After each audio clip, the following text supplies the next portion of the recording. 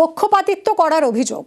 লোকসভার স্পিকার ওম বিড়লার বিরুদ্ধে অনাস্থা কংগ্রেসের, সই বিরোধী জোটের 118 সাংসদের, তৃণমূলের কেউ সই করেননি। সংবাদ সংস্থা সূত্রে খবর, স্পিকার সিদ্ধান্ত নিয়েছেন অনাস্থা প্রস্তাব সংক্রান্ত নোটিশের নিষ্পত্তি না হওয়া পর্যন্ত লোকসভার কাজে তিনি যোগ দেবেন না। 9 মার্চ অধিবেশনে প্রস্তাব নিয়ে আলোচনার সম্ভাবনা।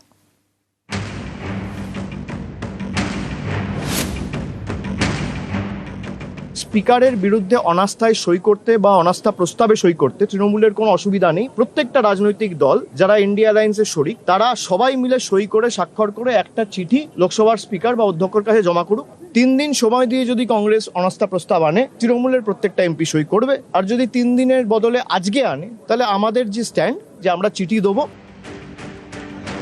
বিরোধী দলের সাংসদদের লোকসভায় বলতে দেওয়া হচ্ছে না, শাসক দলের প্রতি পক্ষপাতিত্বমূলক আচরণ করছেন লোকসভার স্পিকার ওম বিড়লা। এই অভিযোগে মঙ্গলবার অনাস্থা প্রস্তাবের নোটিশ দেয় কংগ্রেস লোকসভার মহাসচিব উৎপল কুমার সিং এর কাছে। কংগ্রেসের অভিযোগ, লোকসভার বিরোধী দলনেতা রাহুল গান্ধীকে বলার সুযোগ দেওয়া হচ্ছে না।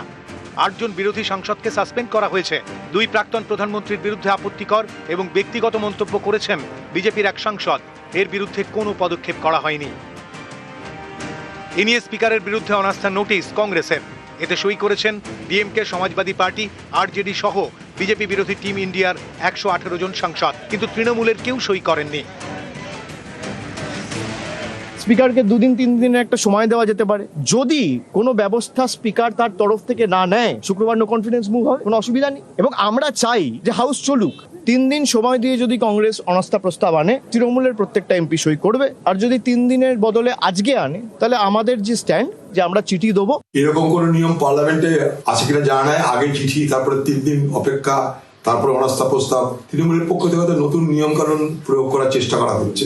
বিজেপি পার্টি এবং সেই সুবাদে স্পিকারের বিরুদ্ধে এমন কিছু বলা করা উচিত নয় যাতে বিজেপি ক্ষুণ্ণ হয়।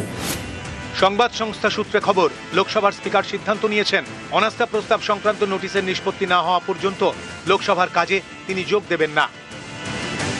নিউজ 18 বাংলা।